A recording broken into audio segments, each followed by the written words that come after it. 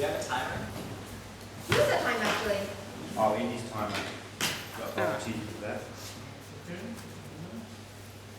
I'll kick it off for you. Awesome.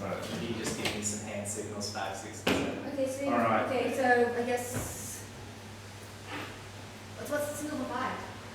What's that? What's the signal for I 5? think you just give me 5 and then 6 and then 7. Oh, Okay. cool. Okay. Alright, you ready when I'm ready? Yep, Awesome. and you start. As the baseball bat collided with my face, I thought to myself, maybe this wasn't such a good idea. I was 6 years old, and my mother was helping to coach the local girls softball team. And as they were out on the field practicing their hitting and pitching and fielding, I was allowed to run the bases trying to score home runs as they practiced. And the only thing I loved more than scoring those home runs was the attention of the girls. I loved it. I would do anything for it. And being 6 years old, it didn't take much. So after scoring one of my home runs, I went around the back of the diamond to get ready to do it again. And there was a young girl practicing her swing at a tee with one of her coaches. So I came up behind her and in my cutest 6-year-old voice said, "Excuse me," as she nodded at her coach's advice. So I said a little louder, "Excuse me," as she set her stance and prepared to swing. As she connected with the ball, she followed through just the way her coach had told her. And as the baseball bat crashed into my face, there was a moment of black, and then red, and then my lifeblood gushing out everywhere.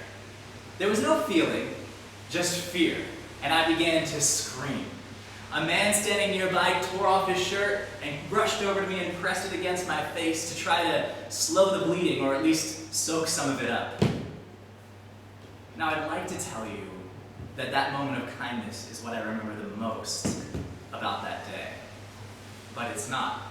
And it wasn't the trip to the hospital, and it wasn't getting the muscles stitched back together or the skin stitched closed over top of it, nor was it the doctor handing my mother the number for a plastic surgeon and saying, "You're gonna need this." No, what I remember most about that day was why I got hit in the face in the first place. It's because I was seeking the attention of others. It's because I was after their approval. My friends, far too many of us strike out in life going after the approval of others. Too often we'll say or do things that aren't authentic to ourselves in search of their approval. But when we do that, when we behave and speak in ways that aren't true to ourselves, when we swing at life like that, we'll miss every time. Michael Johnson, the world champion runner who took home 13 gold medals, knew that secret. He knew it as a child when all the other children would make fun of him for the way he ran, even as he beat them all. He knew it going into college when he could only find one coach who didn't tell him that he would have to change his running style. And he knew it when he began to compete professionally, and the commentators would say, "Man, this guy could be something special if he would just change the way he runs." But Michael Johnson knew the secret, that he had to run his race his way if he was going to be successful. Because when you do and say things that aren't authentic to you, strike one! An even greater mistake that we can make in life is allowing others to tell us what to do or who to be, and following that advice in search of their approval. Because when you let others tell you what to do and who to be, you end up aiming your life in the wrong direction. I've known far too many people who have allowed others, family or friends, to tell them where to study, what to become, who to become in their life. And until they realized what a grave mistake this was, if they ever realized it, they were never truly happy.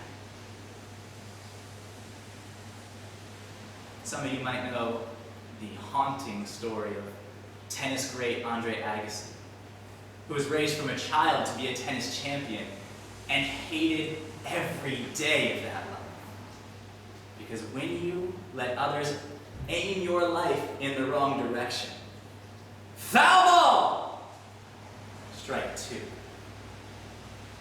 But the greatest mistake we can make in seeking the approval of others is to not take any action at all.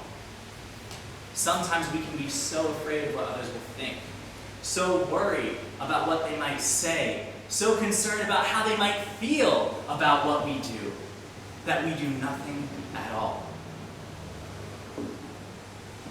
But when you don't do anything at all, you'll strike out every time.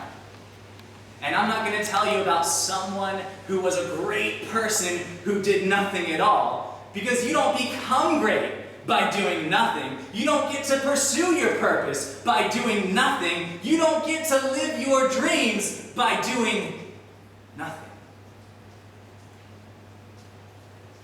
Because if you step up to bat at life and you don't swing at all, strike three! You're out. My friends, don't strike out in life going after the approval of others. Don't do and say things that aren't authentic to you. That's a swing and a miss. Don't let others tell you what to do or who to be and follow that advice. That's a foul ball.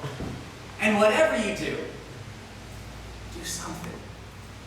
Don't be so worried about what others might think or say or even feel that you don't do anything at all. That's a strikeout every time. So set your stance, tighten your grip, and swing for the fences. Thank you.